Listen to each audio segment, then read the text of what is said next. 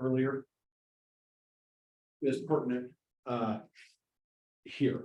It just kind of intertwines with this, so we'll pick up just a little bit. Before we get started, anything you want to add to the first segment? Anything I missed? Eden, you got anything? No. The best. Good job. I want to learn how to work this thing. Me too. When it does it next, let me come over and think. I can get it if I move this slide. $40. Okay, so we're basically gonna talk, right, it's a pipeline.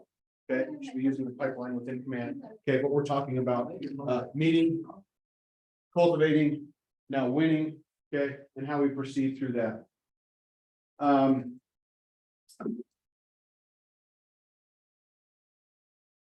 okay, I'm gonna stop right here. Okay, we've qualified, we've got a buyer, right? We've got them to meet us, however, our terms of meeting up that buyer are, okay? Preparing for the buyer consultation. Okay, we talked about this a little bit before, okay, but if I just show up blindly, okay, I have no value to them. They unfortunately have way too much information online these days that they will find out and know more information about properties than we will most of the time. Okay, so you have to be prepared for these properties. Then you're conducting a buyer consultation, however that may be, whatever questionnaire you're going to use, whatever your objective is, but you're going to be purposeful while you do this, right? Side note, getting the signed buyer agreement. Okay, I teach a class. I'm waiting for Wendover to teach it. Okay, it's a buyer, it's how to get the buyer broker site. Okay, have you guys been to a class yet? And he says, read paragraph 1, please read paragraph 2, go ahead 3, right? And that's what you learned in class, was having somebody else read an agreement to you or a contract to you. Okay, was it valuable? Probably not. Okay, what I do in mine is I actually walk you through the steps of how I prepare my appointment, how I set the stage, how I walk through the contract, and how I've never had anybody tell me no on signing a buyer broker agreement. Okay, it's being prepared. You don't have to take my class to make this happen, but being prepared to do so is what you need to be. Okay, you don't want to just show up blindly. That being said, though, if you guys make pushes toward Eden and Russie about wanting that buyer broker class, they'll find it in the find room for it in the calendar. And you should tell them we should do it on the way to Wendover too, because that was my last agreement that I had with them, is I do it on the way out there. It's a CE class also. But we're going to take just a small rabbit hole on that. And I'm going to give you about a 2-minute recap on how that class goes, because it's pertinent to what we're talking about right now. So when I'm taking a buyer out, okay, the first thing that I'm doing is I'm setting up my showings. Okay, I'm being intentional with how the flow is going to go. Okay, secondly, I would prefer to find a vacant house that I finish in and make sure that I have plenty of a time window. Okay, the worst thing that I could do is show up and have 10 minutes left in my 2-hour showing window. Okay, I'm trying to hurry and I have another agent knocking on the door and I'm trying to seal this buyer up to work with me.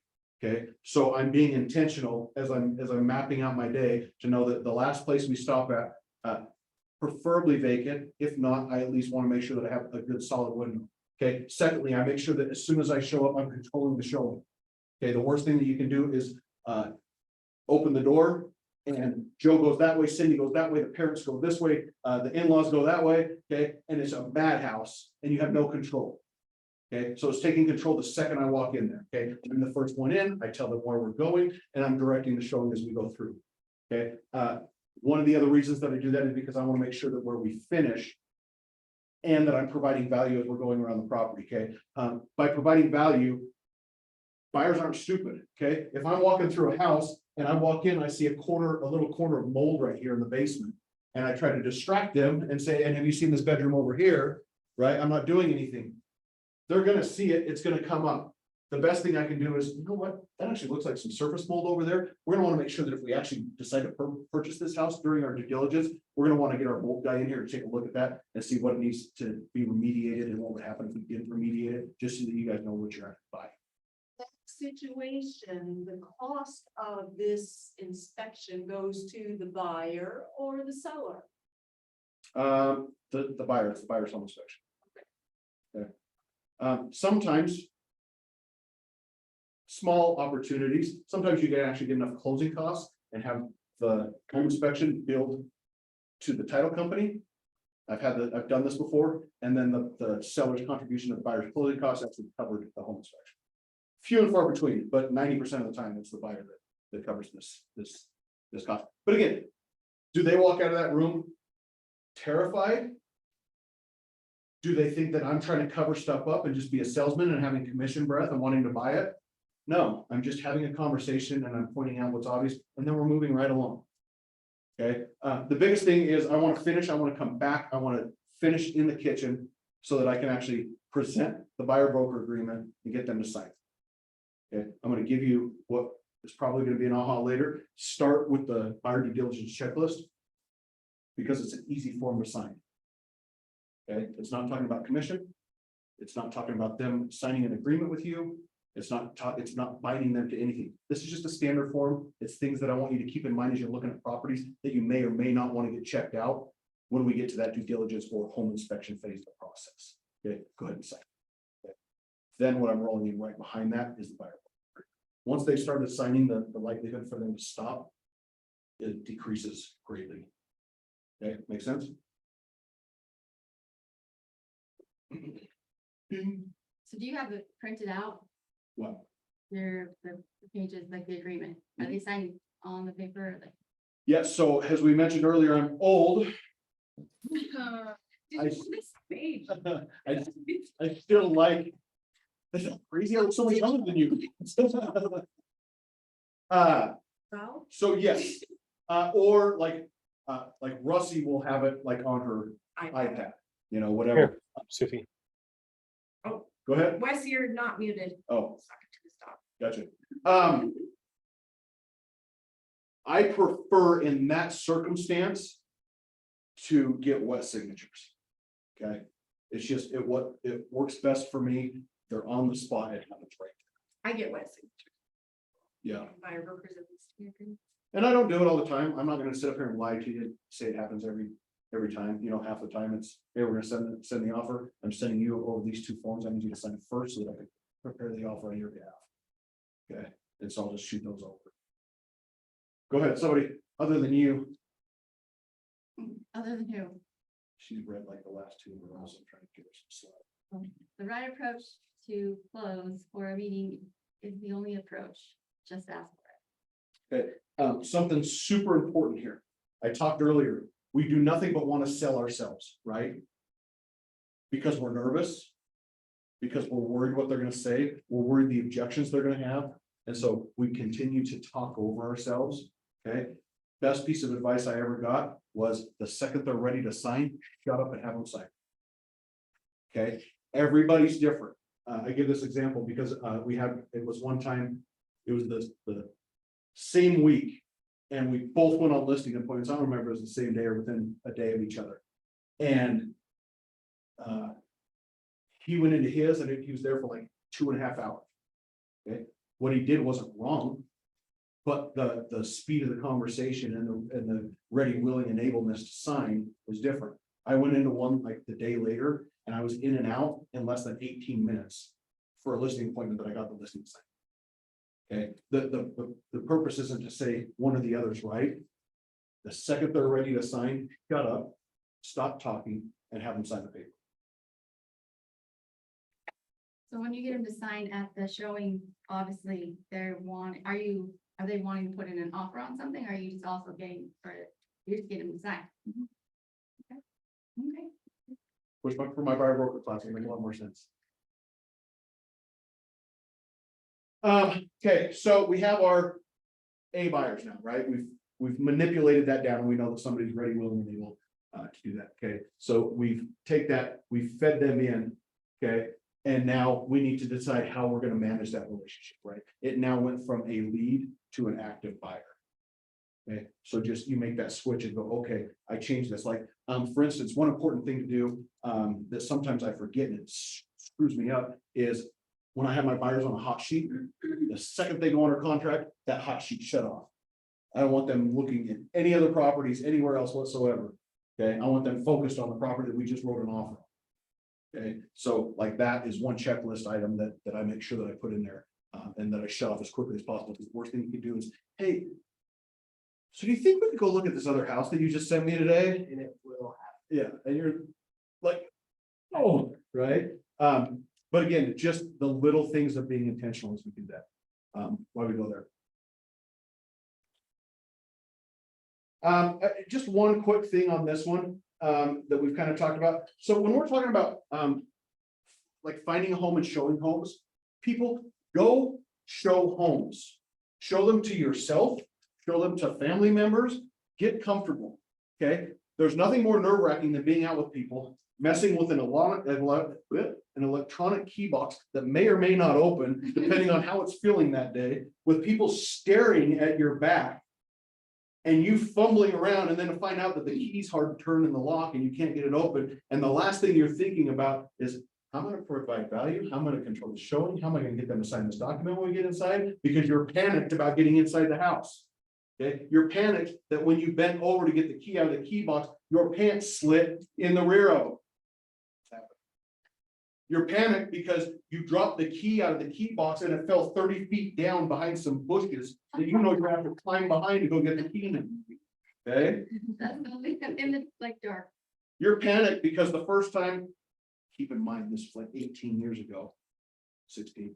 The first time you show $1 million property back then, this was a big thing, and you lock you and your clients out on the back deck. Okay, these things happen. Okay, the more comfortable you are with the process, the more comfortable you're gonna be, and it's gonna become second nature to take other people through the process. don't leave the key in the door. It's still, luckily we ended up getting it. They took the key and hid it in their jacket and took it off.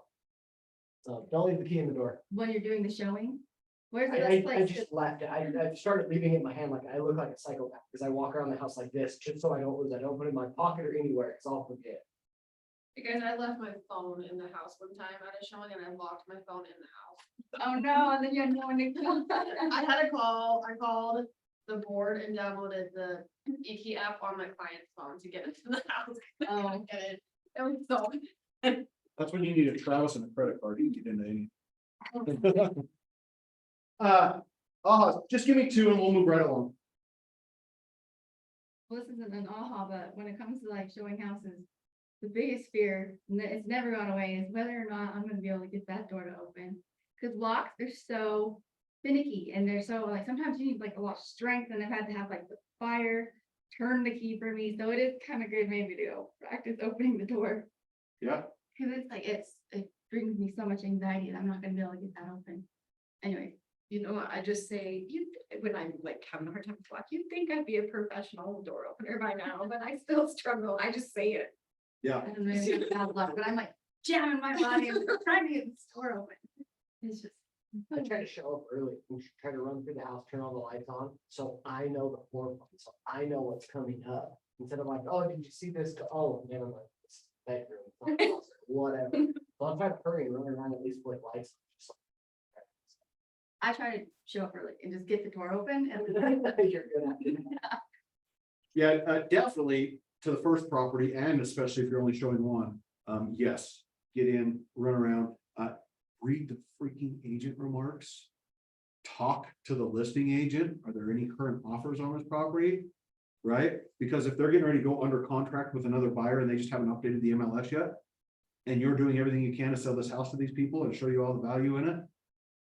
And then you gotta call them back 15 minutes later when they're like, yeah, we do want to put an offer, and you're like, actually, the house is gone.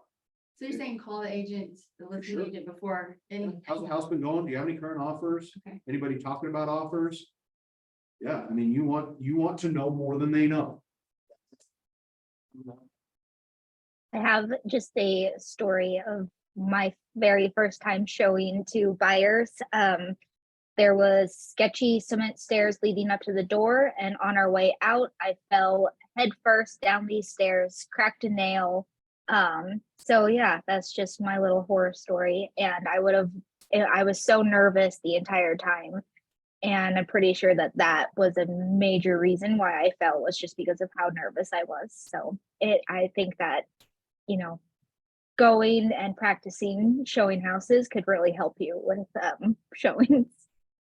Yeah, no, 100%. Like, My biggest thing is to not waste time, right? Because if I'm doing something that's not producing an outcome, I'm wasting time, and I'd rather be golfing or doing something that I enjoy doing. So I wouldn't tell you to go do this if I didn't find importance behind it. So do we have to make appointments with the listing agent to even just go to the house by ourselves, or You maybe? don't go on a property without an appointment. Ever. I don't care if it says vacant and it's been on the market for 60 days. You Somebody schedule an appointment and you get approved. Barely got fined $2,500 for going to the house without. an appointment. Yeah, never make an assumption. Always get confirmation. So one quick one here, speed to lead. That's another thing that's never gonna change, okay? Buyers will work with typically the first person who responds back to them. Okay, so if you get that lead, however it is, quick response.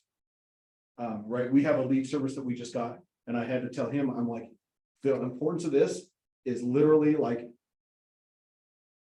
unless your house is burning down, you take this phone call when it comes through. And since then, out of 3 leads, he's already been showing the 2 of the people properties right now. And it just, it's that mindset of going, that gets answered right now.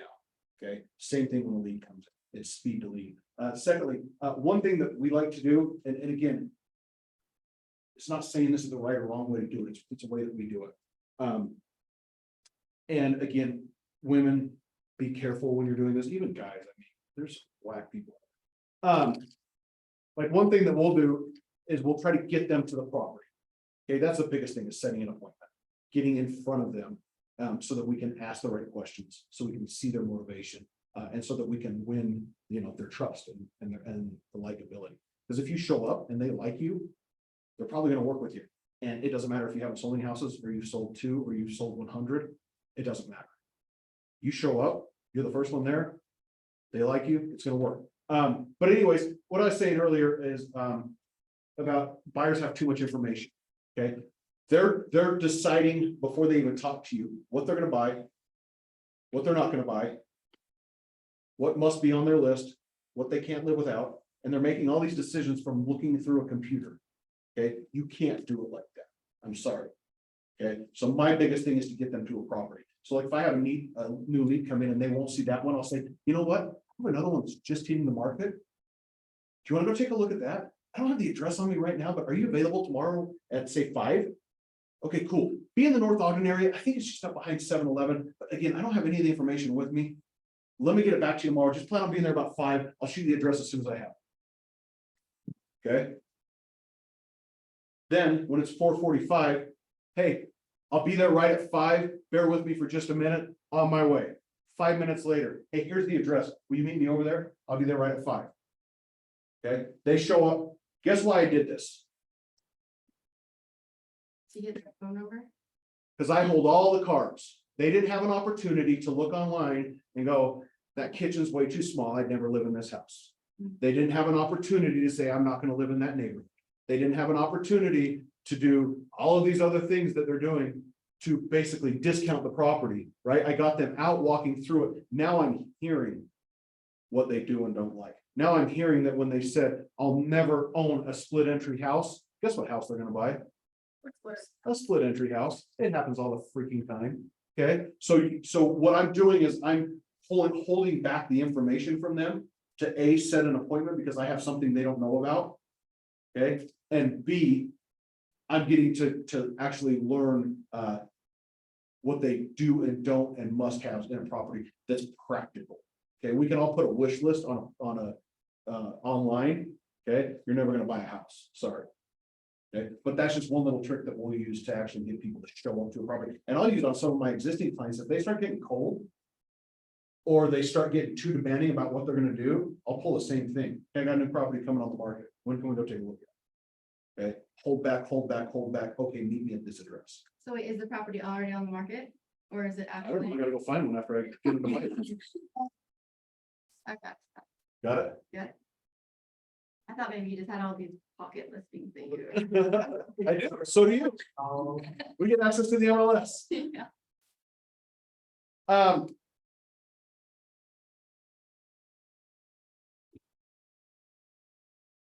So how you negotiate is truly what you feel most comfortable. If you're not comfortable having a conversation, you're not gonna have any tactic whatsoever that's gonna work for you. Okay, I've already shown you take backs. Okay, I've already shown you negative versus positive. Okay, everything that I'm telling you, okay, they're scripts. I hate to be the one to admit it, because I hate them more than anyone in this room.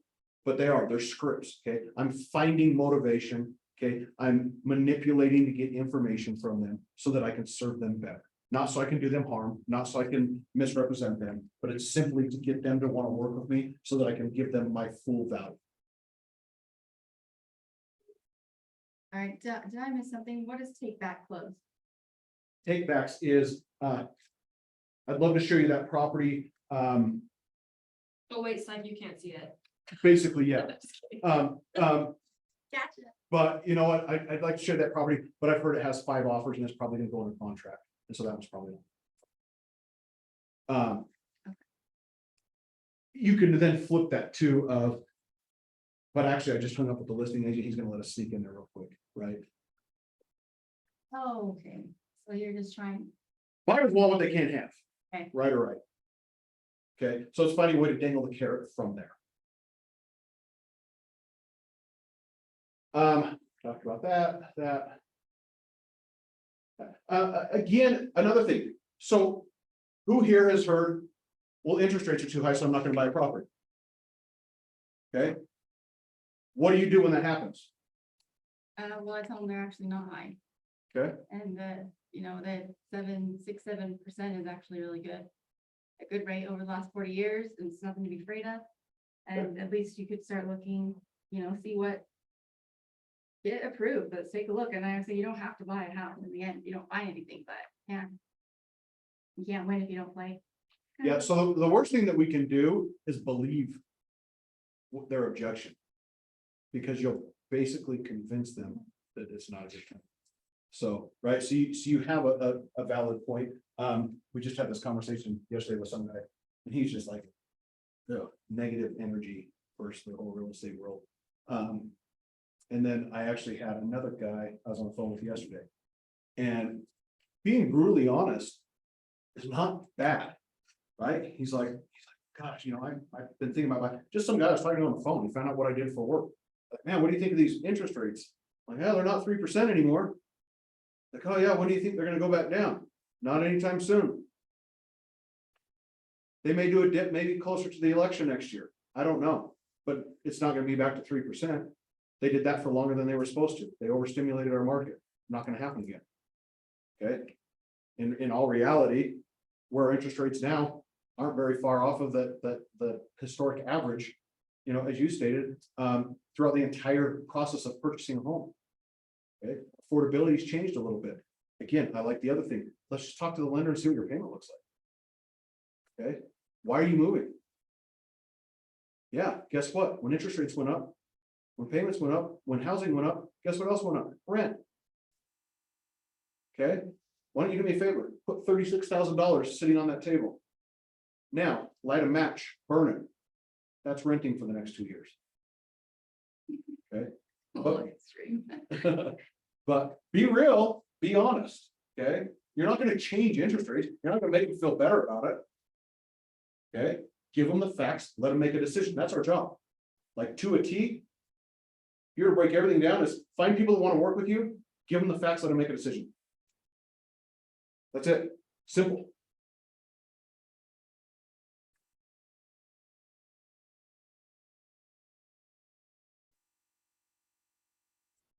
We've talked about 90% of this. This is a good one, though. Always confirm your appointment before you go. Like he said, you don't want the answer. If they're gonna flake on you, you think you don't want the answer. If you're gonna go show up, hoping it's not gonna happen, text them before and confirm your appointment. Confirm they're gonna be there. Yeah. I've shown up too many properties that nobody else showed up to. And a lot of time it's because I was like, what if they're not coming? Find out sooner than later. I'll Okay. do that with most things in life, even if you're meeting people for lunch, or I always send it like the day before. Right. You still on? Okay. Yeah. And some people literally, I mean, raise your hand if you haven't sent that message because you don't want to hear the answer. Like, we're our own worst demons of the crap we can put in our head to make us not do the things that we're supposed to be doing. So here's what so. They get a lot of information on their own. Okay? Too much information. Ugh, I remember when we used to have all the power. They couldn't see any listings online. They didn't know what we were looking at until we took them out that day. Okay, we've lost that power. Okay, so now what we need to make sure that we're doing is that we're providing value, that we're doing our due diligence prior to our appointment with them, so that we can provide value when we go through there. Okay, basically, the synopsis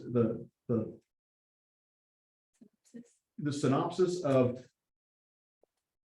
everything that we're doing is preparation, it's follow-up, okay, it's being ready for our appointment, okay? Home search, they're gonna look for houses more than you're gonna look for houses for them. Okay, but you still have to be their go-to, okay? You wanna make sure they're downloading your app, and you wanna make sure that you're sending them properties. Okay? They're still looking at other websites, okay? You need to have the conversation. I wanna make sure that your home search, that you're not gonna get set up for failure. One of the worst things that you can do is go on a website and that doesn't have accurate information and get your hopes up for a property that sold 4 years ago. Okay, so I want to make sure that you're getting that. The best places to get that are here and there. Okay, my app updates every 18 seconds or whatever it is from the MLS, right? You're getting accurate information. And anytime they like a property, anytime they worry about a property, guess what? You get that information directly to you because they're going through your app that you've sent them. Okay, so you need to hold as many cards as you can because they hold way too many these days. Another one here, vendor coordination. This is huge. The people that you refer to them represent you. You will have clients that will stop working with you because they didn't like a vendor that you sent them to. Okay, easiest thing in the world that you can do is make sure and tell them, hey, if you guys didn't vibe, if you don't like anything they said, talk to me. I have other people that I work with. I just thought this might be a good fit for you. If it's not, no harm, no foul. I want to make sure that this entire process is exactly how you're feeling it for me. So if that didn't work, let's move somewhere else. All right? You have a story about this. Yes, you don't bring it up, they're gonna feel weird about it, but if you bring it up, they're not gonna care when they have to, if they have to bring it up. We had a guy call me and he's like, I hate the lender base. And I was like, oh, I was shocked by it. He's like, can you get me someone else? Got him someone else and he was good to go, completely happy, but I redid that conversation and let him know, like, if you're ever unhappy with anything, you need to call and let me know so I can take care of it. And work with reputable vendors. If you don't know anybody, ask around the office. That's one of the best things about Keller Williams is we're all an open door, we're all an open book. I don't care how long, 19 years in the business, okay, 2 months in the business, 2 days in the business, okay, it doesn't matter. I was shocked when I came out here because any other brokers that I was with before that, which was 2 other ones, when you found out somebody was doing well, they didn't tell you what they were doing. They were like, take a hike. Like, I'm doing well, screw you. Okay, it's all about me. Okay, we're all about abundance here, and there's plenty of properties out there to sell. So ask around, but your vendors are very important tools to you.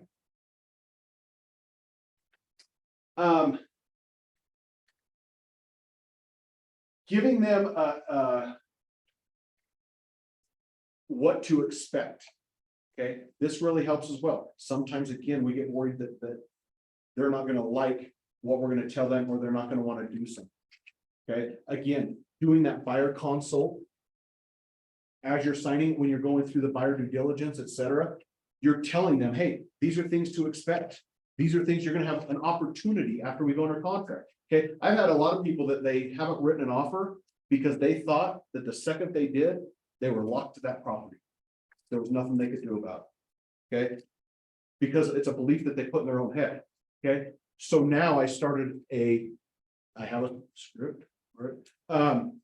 But essentially, I'm going to tell somebody and I let them know, hey, this is the house. We're done searching for houses. However, we're going to make sure that you know exactly what you're buying and we know exactly where your affordability is on it before you have to proceed forward in the transaction. Okay, Utah is a very buyer protective state.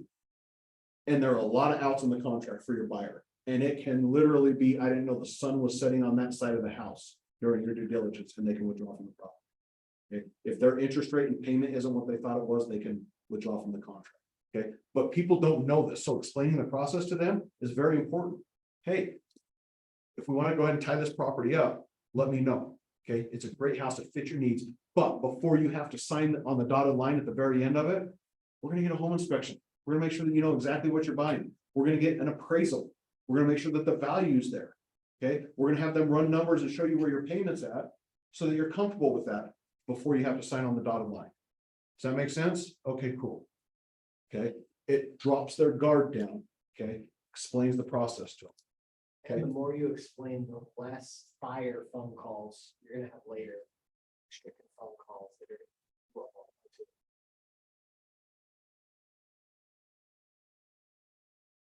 Plain command.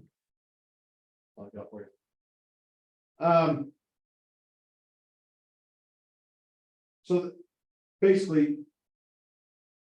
Schedule a time. I'm not the tech guy to talk to. 100%. Schedule a time, work with them here at the office. Learn things in command, watch videos in command. They'll teach you about everything that you need to know in there, but taking a little bit of time. That being said. Don't waste 8 hours in a day saying I was working today. Okay, this is stuff that you do after. That 20% of what is the most important to be doing. Okay, that's stuff that you're dabbling in after. Okay, when you're creating graphics, creating things that you're sending to your client. Be careful in giving a buyer wish list, okay? I tell people all the time, I'm like, what are your must-haves? Well, I have to have 5 bedrooms.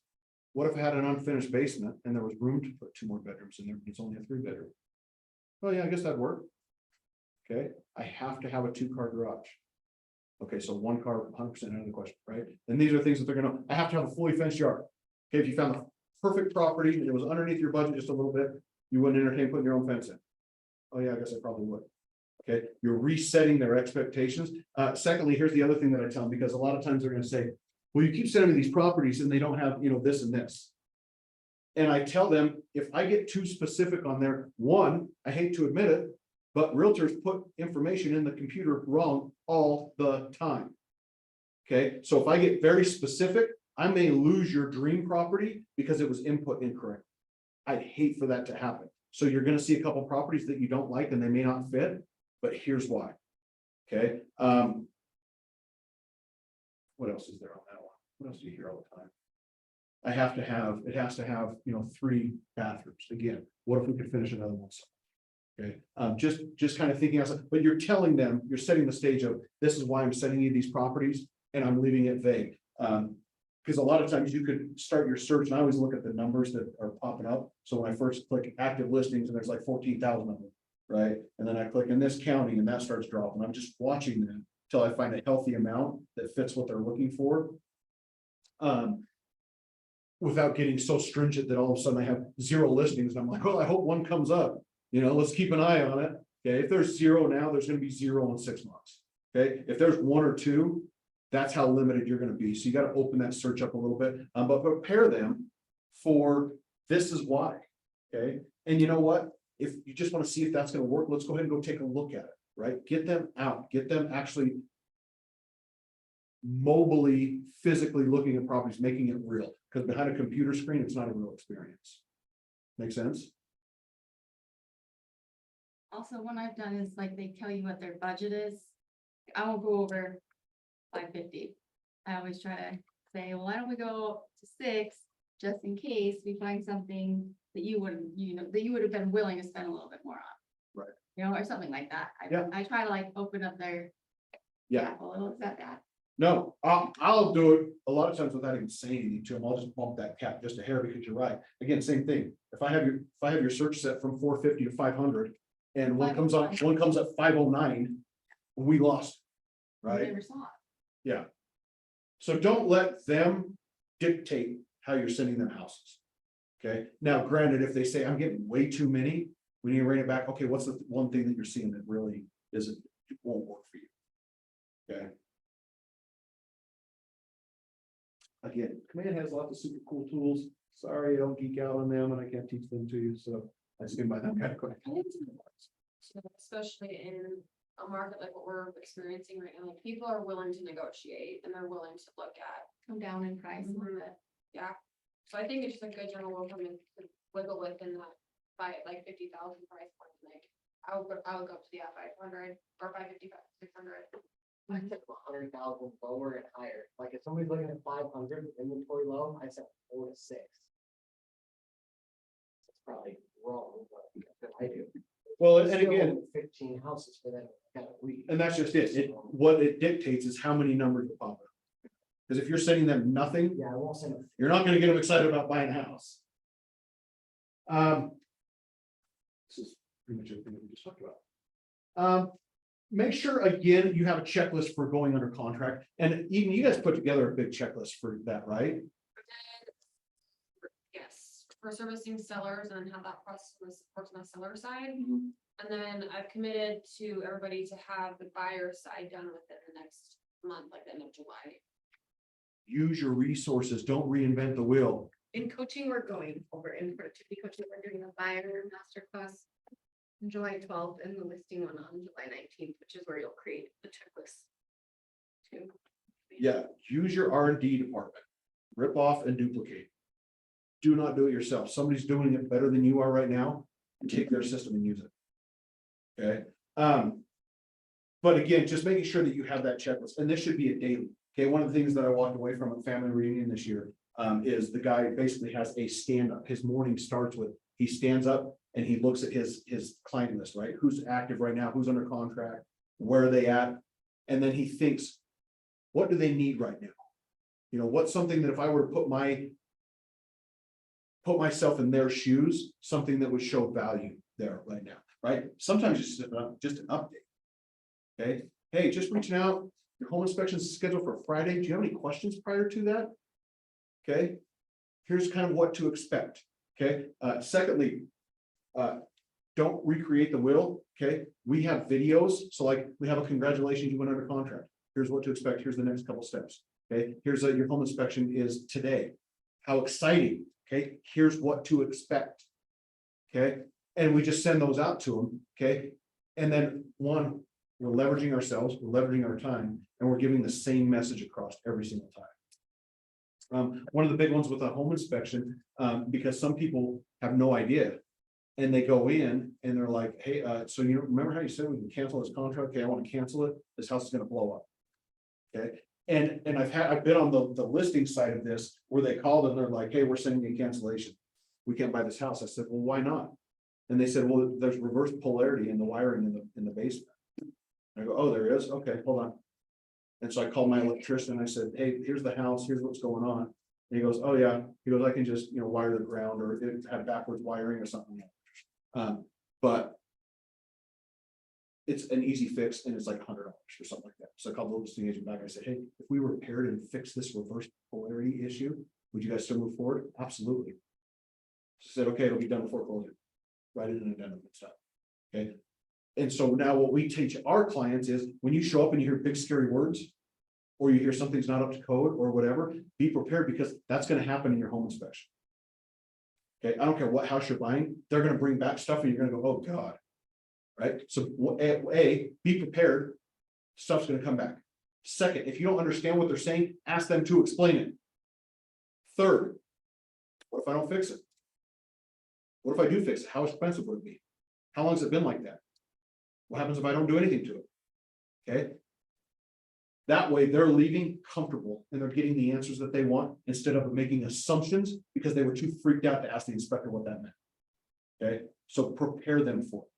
Prepare them for the experience and just again, take your realtor commission breath hat off. Put your buyer seller hat on. What's something they should know? What's something I can help them out with? And maybe it's just, hey, this has all been crazy. You probably don't know half of what you've signed throughout this process. You doing all right? Have any questions for me? That will go a mile because too many people have commission breath and the only thing that they're doing through the entire transaction is going. Okay.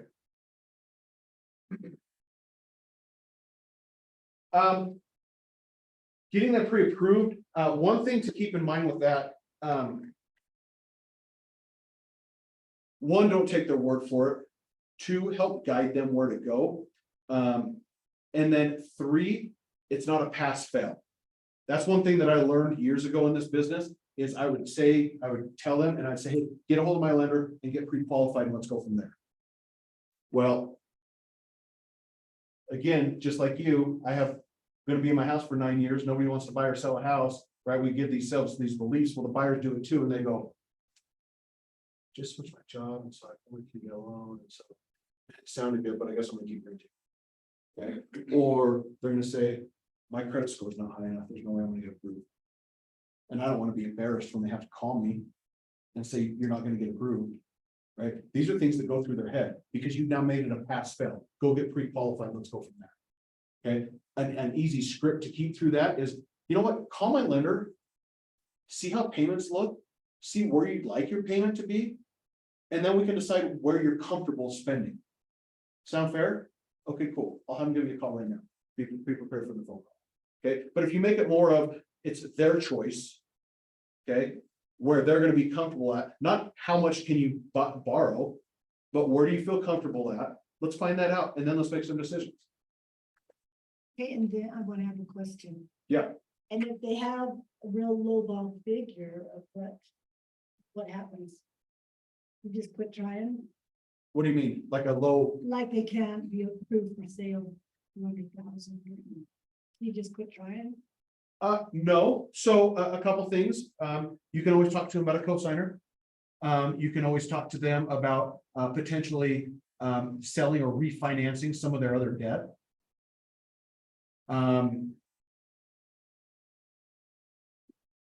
It's a financial individual that I put to a CE class, but I don't recall his name, but, a credit fix, you can do a credit fix. as You well. can do a rapid rescore.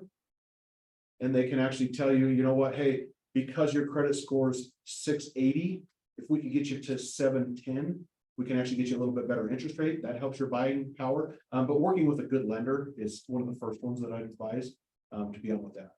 Yeah, you wanna call a lender and be like, what's going on? He's kind of, is there, what can you do? You know, let the lender kind of tell you what situation is too. I don't know, that's what I've done. Yeah. These are great to live by and manipulate them and make them yours. But I think one of the biggest things is Keller Williams really comes from a win-win or no deal. Get commission breath gone. Like, that's one of the biggest things is if you overshow value and you're letting your clients make decisions based off of information that you're giving them and showing them value, you're doing them a service. Okay, if you hide behind hoping they're gonna move forward, trying to hold back information, not knowing how they're gonna respond to it, okay, you're coming at them with commission breath, and you're giving them a disservice and you're making us all look bad. So make sure that when you jump into it with them, that you're constantly thinking, how can I provide value and information? So let's hear 3 of them. I think we're getting close. I just had one today, I turned down, well, didn't turn down, but I had the commission where the guy asked me my opinion. Gave me my opinion, he wants to sell a lot. Ogden, said he wants to move there eventually, went over everything about wanting to build something there and everything else, and he said, what do you think of the conversation? Sat there, like, what do I think as a realtor, as your friend right now, right? I want to sell this lot. And I said, you bought a lot in the top of our pocket for 170 grand, you can never redo that. And so that's kind of what we talked about, is like, you know, you want to build up there, yeah, an extra 100 grand in your pocket's nice, but. And so that's what I went over with him, like, are you gonna use that money for something else? What are you gonna do with it? Are you just gonna sit on it and do nothing with it? Right now, you have your dream lot that you own, and you bought it for 170 grand, why would you not? So like I said, it's not the advice. I thought I could, but I would do. Yeah, and that is a kind of one of your guys' odds. But yeah, give them information, let them make a decision, be honest with them.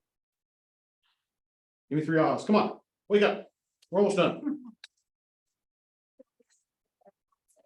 Maybe see if they want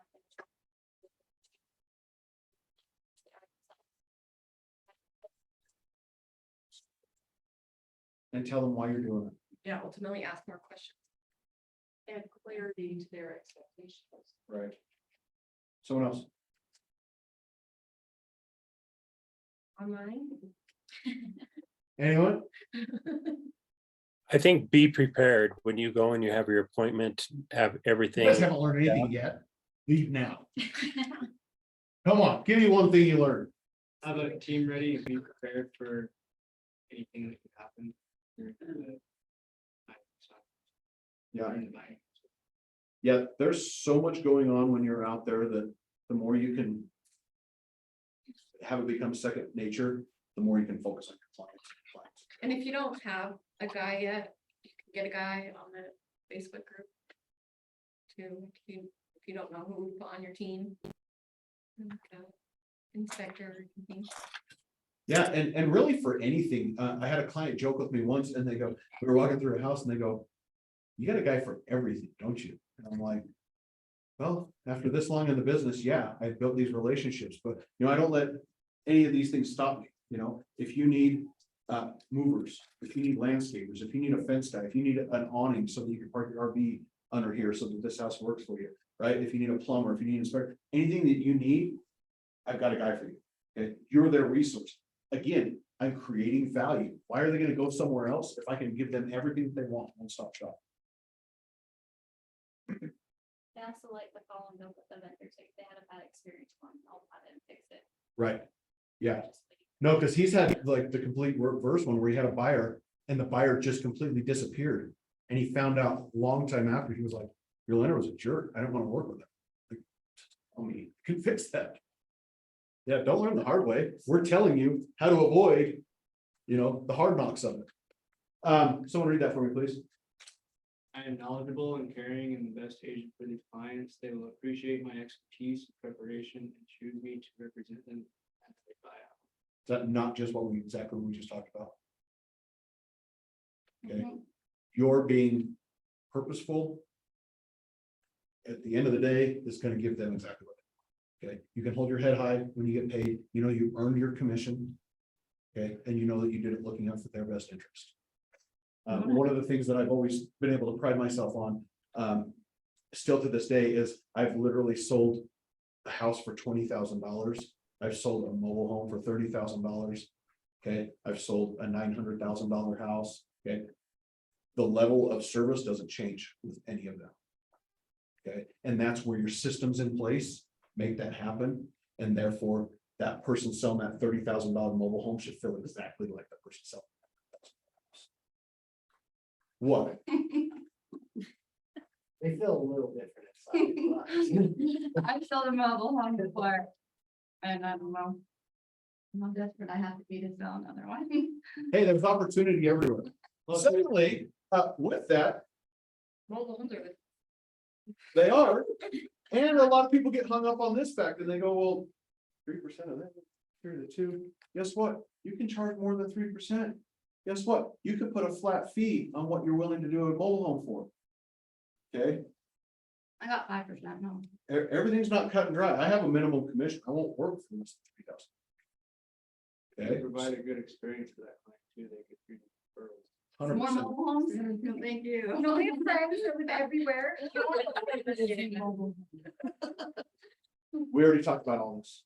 And again, this is where it gets really fast because most of the time we did this. And if you do go through the process of helping people buy and sell, that's when the word RAS or whatever, that's when they're thinking about real estate. That's when I feel like most of the referrals are coming because it's on top of mind. They're talking to their friends about real estate. So I feel like that's when you're getting referrals. So keep them happy when they're under contract or looking or whatever. Yeah, they always say the best time to ask for a referral is during the experience, because when they've lived in their house for now 6 months, the experience is old to them. Okay, it's not exciting anymore.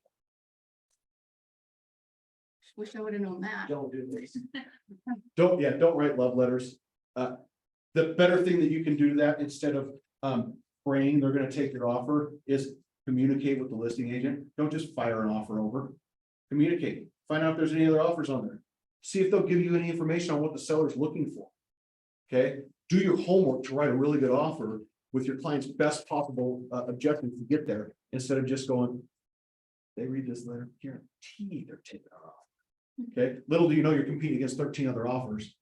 Okay, that are all above list price, and you came in 10 grand low because your family really loved the house because their grandma used to live down the street.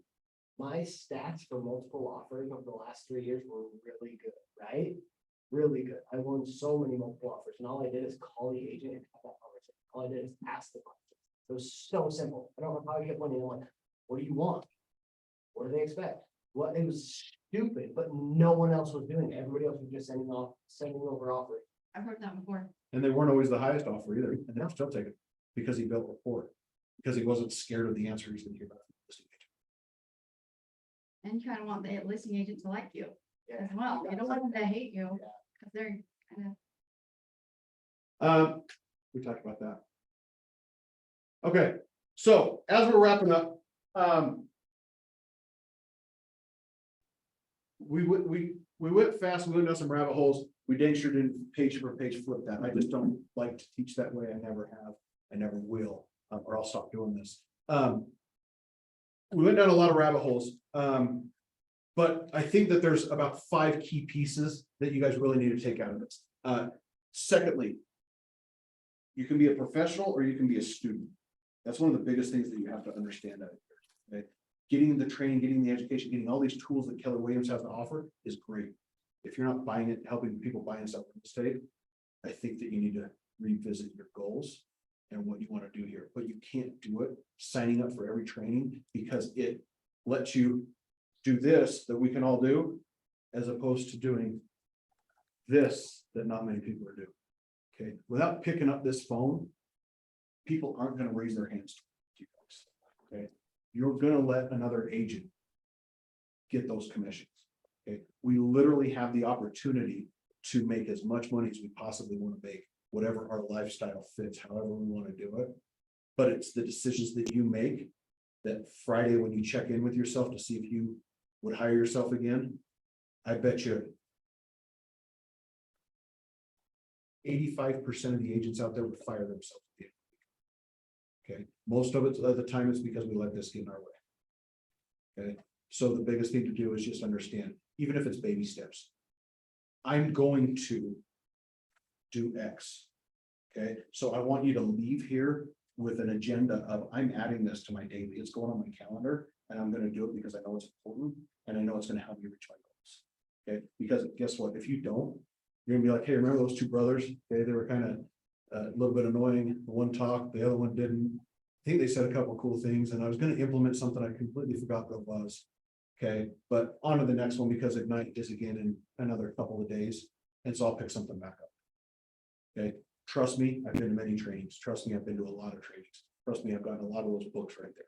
Trust me, there's a lot sitting in my bottom drawer that I never did. Okay, decide right now if you're gonna waste these last 2 hours that you got with us, or if you're gonna implement something into your business, and please do it tomorrow. Make a phone call, do something tomorrow. Give me one aha from everybody and we'll get out of here. Quick. Shouldn't be that hard. Or maybe everybody could tell us the one thing they're gonna implement. That too. Give me something. Well, I've been so busy doing training that I haven't really tried to sell, but I did. I got out there yesterday and I met people and I guess what do you call it, sold myself. Networked. Yeah, and I'm just gonna do it more. I'm gonna get. Be purposeful behind it though. Wow, I'm almost. I am going to this weekend be more strict in my open houses, follow the rules and do what I'm supposed to do. Whereas I was just showing up and showing the houses being like when people would come, because I didn't do the knocking doors previous to. That's my this point. Life's short. Don't waste it spending 2 hours eating cookies because nobody came to an open house. Be intentional and purposeful before you do it. At least bring your laptop and start working your SOI. Exactly. From there. So I've told him before, like, go sit at an open house and call your spirit, right? Like, but don't sit at an open house and stare out the blinds and hope somebody's. All my friends come see me at open house. Like if they live close, I'm like, hey, come see me. I'm here from this time. And they will. People want to see houses. Yeah, it's so weird. They do though. Okay, I got this row left. Maybe a couple onliners. Contesting. I haven't made any projects as I know. Okay, But now, kind of way different. I don't know what you. there you go. I think, being more prepared for open houses, they said, like having other homes in the area ready, similar price range and everything. And then doing an open house would be good to do. Yeah, you're dangling that carrot. You're finding some way that they'll want to work in business with you. Secondly, real quick on the open house number, okay? Get creative. Okay, he said he invites people over. Okay, you said, you know, being more purposeful and intentional. Have you thought of this one? We've had events at our open houses before. We've done a pool party and barbecued hot dogs next to the pool during an open house and invited our sphere to come out to it. We had horse property we're selling, and I had friends come over that owned horses, and they were giving horseback rides to the kids in the back of it. Snow cones. Yeah, we've done snow cones at an open house. One of the best ones is we had a really high-end house in South Ogden, and we did a wine and cheese night. And the client's response finally hit, and she goes, "So I just listed my house, and you want to throw a party in it for your friends?" And we said, "Well, our job is to get the most exposure to your property, is it not? If we're having a bunch of people come over and they're taking pictures and they're tagging in it and they're going back to work the next day and talking about this really cool house that they saw before, are we not doing our job one level up from everybody else?" Oh, yeah, that's right. And then when we're sitting there, guess what? When people that we know come over to it, we're talking real estate, and it doesn't sound salesy because they're at my friggin' open house. If you don't want to talk real estate, don't come here. Okay, but it makes the conversations very easy.